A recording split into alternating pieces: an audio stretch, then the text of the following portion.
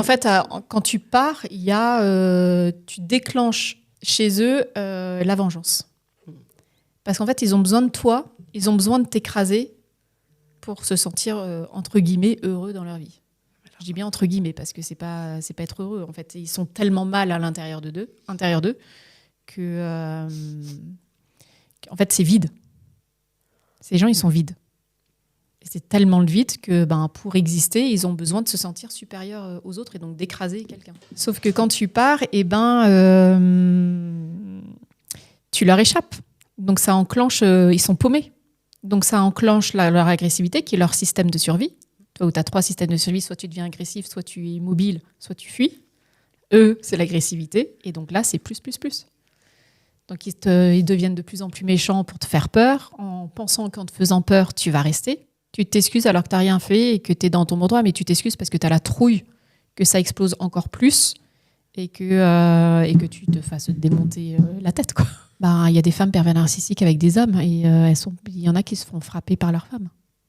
Et le gars, en fait, comme c'est un homme bien éduqué, il se dit non, je tape pas une femme. Enfin, toi, je vais pas frapper l'autre. Et puis physiquement, il est plus fort, donc il est dans ce côté où en fait, je vais pas la taper. Si je la tape, je lui fais mal, quoi. Donc ils osent pas se défendre. Mais il y a des hommes qui disent qu'ils se sentent émasculés. C'est les termes qu'ils emploient, tu vois. Et puis un homme va... je pense qu'il parle pas, parce que avouer que tu te fais taper par ta femme, je peux comprendre que... On te juge. Hein. Oui. Non, mais ça peut être... Dans la société d'aujourd'hui, il y a un côté honteux. Enfin, je comprends qu'un homme se sente complètement honteux d'avouer qu'il se fait taper par sa femme, quoi. Pourquoi une séparation avec un pervers... Enfin, pourquoi une séparation avec un profil toxique ou narcissique, c'est toujours plus compliqué qu'une séparation classique? Parce qu'une séparation classique, c'est déjà dur. Ça peut déjà être dur, oui. Ouais. Mais c'est quoi un peu les points communs, si on peut en sortir? La séparation avec une personne toxique, c'est hyper dur parce que, en fait, t'es leur proie et tu leur échappes. Et ça, c'est insupportable pour eux. Et c'est insupportable pour eux parce qu'ils sont tellement vides à l'intérieur d'eux, il y a tellement rien, qu'ils ont besoin d'écraser les autres pour se sentir exister. Comme tu leur échappes, d'un seul coup, ils sont perdus, eux aussi. Et donc, leur stratégie de survie, c'est l'agressivité. Donc, on a 3 stratégies de survie. Soit on agresse, soit on attaque, soit on reste immobile, soit on se barre. Et donc, eux, ils choisissent l'attaque. Et donc là, quand tu t'en vas, c'est l'escalade en général. On voit les violences qui augmentent, les attaques psychologiques qui augmentent aussi. Et c'est là où il faut être hyper stratégique en tant que victime pour être vraiment dans les clous d'un point de vue juridique. Donc quand tu as des enfants, en fait, soit il y a des violences qui sont avérées, qui sont vraiment là, tu te barres avec tes enfants sous le bras et tu vas au commissariat direct et tu préviens que tu es parti pour telle raison, tu portes plainte, etc. etc. Et ça vaut le coup d'avoir un avocat avant et de discuter avec un avocat de qu'est-ce que je fais, comment je le fais pour être exactement dans les clous. Et c'est ça qui est dur parce que il faut être hyper stratégique. Et c'est un boulot à plein temps.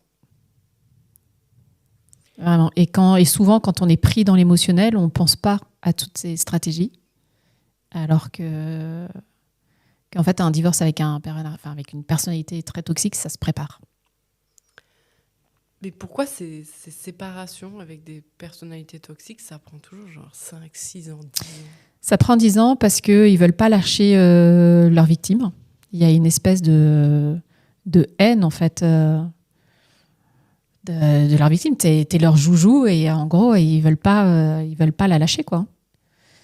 Donc, ils utilisent tous les moyens possibles et imaginables pour t'empêcher de partir. Donc, au début, les violences augmentent, qu'elles soient psychologiques ou physiques, ça augmente. Donc, soit on peut arriver à des coups physiques, ou alors il va te coincer dans les escaliers. Tu vois, il va y avoir de l'intimidation physique. Il y a des violences psychologiques beaucoup plus fortes aussi. S'il y a des enfants, il va commencer à manipuler les enfants et à les utiliser pour les retourner contre toi. etc. Et qu'est-ce que je voulais dire ? Et une fois que tu es parti, juridiquement, ça devient comment ? Une fois que tu es parti, eh bien, après, tu as les procédures juridiques, mais il va utiliser tous les appels possibles qui sont à sa disposition. Donc, il a le droit de...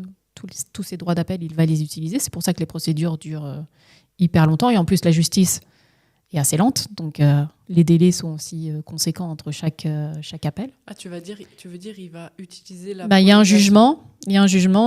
Il fait appel du jugement. Donc, on relance la procédure et puis on est reparti pour 6 mois, parfois 1 an. Enfin, tu vois, s'il y a des retards énormes. Et ainsi de suite. Et donc... Et pourquoi ils veulent pas lâcher comme ça ? Ils veulent pas lâcher parce qu'au fond d'eux, c'est une humiliation. Ils vivent ça comme une humiliation, que l'autre leur échappe. Et ils peuvent pas être humiliés. C'est pas possible. Donc ce qu'ils veulent, c'est... Il y a une espèce de vengeance qui est là.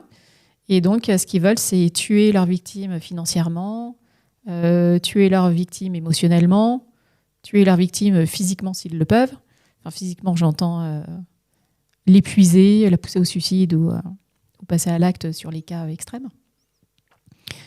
Et c'est leur objectif. Piquer les enfants s'ils ont moyen de piquer les enfants. Tu vois, priver l'autre de...